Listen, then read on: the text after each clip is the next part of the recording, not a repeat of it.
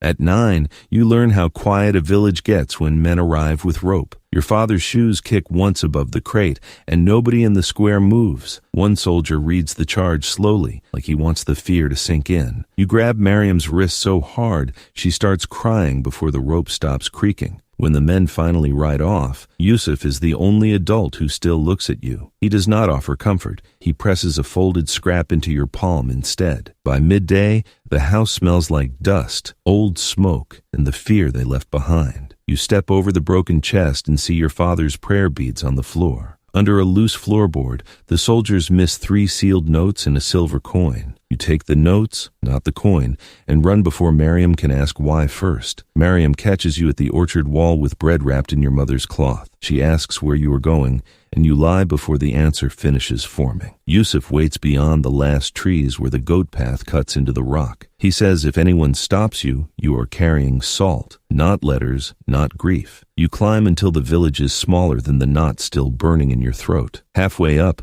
2 riders appear on the road below and start searching the orchards. Yusuf takes the notes, reads one line, and suddenly starts moving much faster. The path ends at bare stone there until Yusuf drags ivy from an iron ring. A door appears where there was only mountain, and you stop breathing for a second. Yusuf says your old name stays outside if you walk through this doorway. 4 years later, ice water hits your face before dawn, and the dormitory wakes. 20 boys rise from straw pallets, but only 3 still meet the overseer's eyes. Farid walks the row once, says nothing, and stops beside your blanket anyway. He makes you hold a knife level until your wrist starts shaking and keeps going. The blade drops only once. Farid kicks it away and tells you to fetch it. By noon, you are copying coded names so fast the ink stains both thumbs black. Yusuf says memory starts in the fingers long before it reaches the mouth. At prayer, you mouth every line right and still wonder who hears boys like you. That evening, they send you onto the outer ledge with no lantern and no second chance.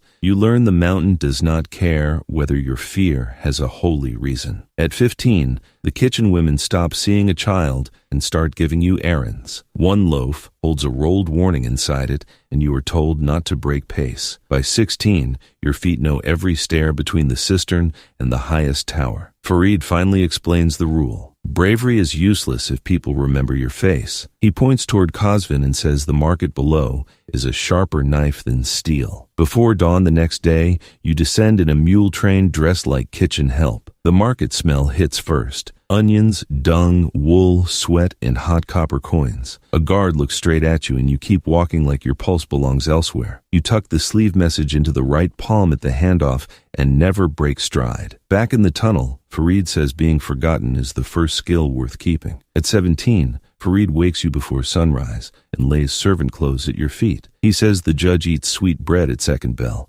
and hates waiting for it. The route down the mountain feels longer when one hidden blade is all you carry. You keep one hand on the bread basket and the other on nothing at all. At the city gate, the guard checks the basket, not the boy carrying it. Farid peels away at the tannery lane and leaves you the rest of the morning. The judge's servants barely glance up when you enter through the kitchen court. You set down the bread, count the doors, and notice which one has 2 guards. Hours pass in errands so small they feel designed to make impatience kill you. Near sunset, the judge finally enters the courtyard with 2 clerks and no armor. You had pictured fury. Instead, he looks tired enough to trust his own routine. Farid's rule returns. The strike is easy. The waiting is what makes a weapon. When a clerk bends for the bread, you move before the thought can slow you. The knife enters under the ribs and the judge folds like a robe losing its body. By the time the screaming starts, you are already through the service arch. You lose the servant cap in an alley cistern and wash blood from only one hand. Farid meets you at the bathhouse door and says nothing until the steam hides you. Inside, he burns the breadcloth and asks whether the judge's eyes stayed open. You answer yes, and the word follows you all the way back up the ridge. At the gate, Farid says your name is on a list that never gets longer twice. At 20, you stop training for missions and start living inside them instead. Men remember merchants by prices, so you learn to make numbers sound ordinary. The first warning you deliver is wrapped in courtesy and served with sugared tea. You place the sealed letter by his cup and watch his smile vanish first. By 22, your routes run from bathhouse steam to relay fires on the ridge. In the lockers, a towel hides 3 names and 1 payment already counted twice. Yusuf says messages age badly, so your feet must outrun every excuse for delay. You ride at dusk with one warning for a grain agent and one dagger for backup. Some nights the job is only presence, a face at supper, then silence after. You eat his bread, leave the knife untouched,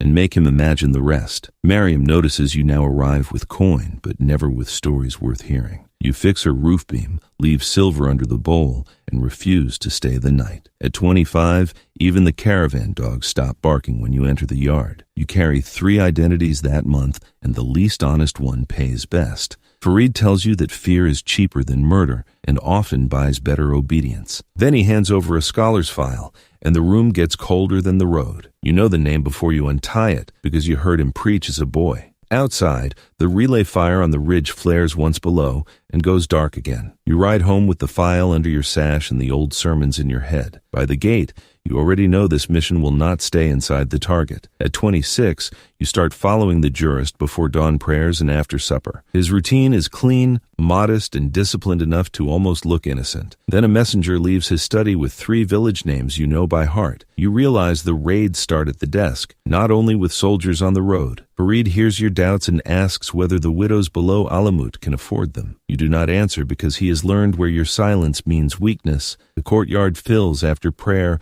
with sandals, whispers, and men sure of their safety. You move with the departing crowd until the jurist turns toward the shaded arcade. His son is beside him, maybe 10, carrying the ink case with both hands. For one step, you think about walking past and living with the names instead. Then, the jurist laughs with a captain you saw after the last orchard burning. The blade comes free inside the crowd, and the first blood lands on prayer stone. The jurist's son steps forward before anyone understands what has already happened. Guards rush the wrong direction, which is the only mercy the plan still offers. You cut through a dyer's lane where blue water hides what red would confess. At the tannery canal, you wash the blade and still see the boy in the water. Miriam opens her door that night and knows from your eyes that this one stayed. You tell her nothing, but she hides the blade cloth before the child sees it. By dawn, the mountain path feels steeper because memory now climbs with you. Farid says witnesses are a price, and you know he means the living ones too. At 31, you meet Nasir on a courier road he swears nobody followed. He jokes too much, which is how you know he is scared before the message opens. The warning names 1 safehouse, 2 couriers,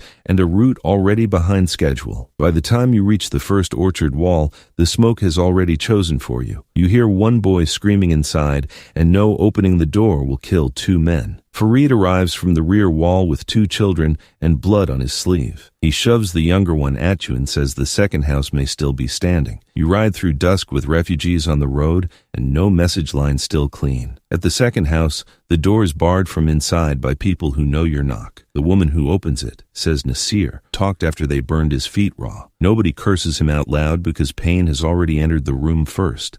At dawn, the riders find the ravine anyway, and Farid takes the rear slope alone. He tells you to get the children downriver and not waste his death on witness. You obey him, which feels cleaner in the legs than it ever will in the mind. By noon, the refugee camp smells like old wool, fever, and Eastern disaster stories. Every new arrival says the same thing. The Mongols do not stop at surrender. When you reach Miriam's house, her husband's tools are stacked where a body should be. She says bandits took him on the road, and neither of you bothers naming sides. That night you sharpen Farid's knife because leaving it dull would feel like theft. At dawn, Eastern riders arrive with skull tower stories that make old enemies seem local. By 36, the signal tower speaks more often than the prayer chamber below it. You climb the final ladder and see 3 smoke columns where there were none yesterday. The first town gate you reach has been rebuilt with fresh timber over fresh burns. A captain there says the Mongols test every wall by burning the fields first. You count grain carts instead of soldiers because hunger arrives before arrows do. In one village, mothers hide flour under sleeping mats before your escort dismounts. They fear your side almost as much as the riders still 3 days away. At the outer fort, men still debate knives as if siege engines were a rumor. You carry one message urging defiance and another urging submission in the same sash. No one reading them admits the mountain has stopped being enough by itself. On the east road, you pass carts carrying doors, icons and children with no homes. One priest says the Mongols kill certainty first, then everyone who built it. Back at Alamut, the command chamber feels smaller than the map spread across it. Yusuf is gone by then, and nobody left speaks of patience like he once did. The younger men ask for martyrdom because strategy now sounds too much like shrinking. You ask how many walls remain east of here, and nobody answers with confidence. At 40, you ride the ridge and see more signal smoke than cultivated land. The old system still works, but only at telling you how much is already lost. Then, the order comes that Hulegu is moving west with your castles named one by one. For the first time, every route you know points toward a future that ends narrower. At 42, you watch masons dismantle a wall you once thought eternal. Each hammer blow sounds less like repair than a confession forced out of rock. In council, Persia speaks softly enough to make panic sound almost reasonable. He says survival may require obedience, and half the room hears blasphemy instead. You ride to the next fort carrying orders no commander wants to read twice. The commander there asks whether walls pulled down can ever be rebuilt in time. You tell him truthfully that time is the one thing no one is transporting anymore. At the negotiation camp, Mongol envoys count your towers like livestock already sold. They do not threaten loudly. They speak like men discussing the weather after harvest. You leave that tent knowing courtesy can sound colder than any battle cry. Mariam's boy is old enough now to ask why every road you take points uphill. She tells you survival is a smaller faith, but it still feeds children better. Back at the hidden armory, the younger fedai still whisper about one perfect strike. They want legend, because legend does not ask what comes after the cheering stops. You hear yourself asking who buries the children if the last strike fails. No one answers, which is how you know obedience and loyalty have finally separated. Persia summons you alone after midnight, which means the order will not be clean. He calls it a final operation tied to negotiations and avoids the word expendable. You take the packet because refusal now would only choose a different grave. Outside the chamber, the corridor feels like the inside of a burial order already written. In 1256, surrender stops sounding theoretical the moment Maimon Diz gives way. You ride back toward Alamut through men who already look like survivors, not soldiers. At the gate, scribes carry ledgers faster than guards carry spears to the wall. The packet in your sash now matters less than the names that can still be saved. In the archives, dust rises from shelves nobody ever imagined carrying down alive. You choose the ledgers naming couriers, safehouses, and the dead the myths will erase. A young scribe asks whether the library matters if the walls do not survive the week. You tell him names matter exactly when walls stop meaning anything at all. Mariam waits in the family court with her son and one bundle tied too neatly. She does not ask whether you are staying because your face has already answered. Above you, men still argue about honor, while mothers count waterskins by the door. You leave the operation packet unopened on the basin rim and walk away from it. The old courier path starts behind the granary where boys once carried hidden bread. Mariam's son slips once on the shale, and you feel every earlier mission turn cheap. Halfway down, the ledgers weigh more than the child because of who they still carry. From the ridge, you watch torches move through courtyards you once thought immortal. No heroic last charge comes, only orders, smoke, and men choosing what to save. When the banners change, it happens almost politely, which makes it worse to watch. Mariam asks what survives now, and the boy is quiet enough to hear the answer. You say names, roots, and the living, because legend has already taken the rest. In the months after the fall, survival means moving before every fire goes cold. You sleep beside ledgers wrapped in oilcloth and wake each time the mule shifts. News comes in fragments.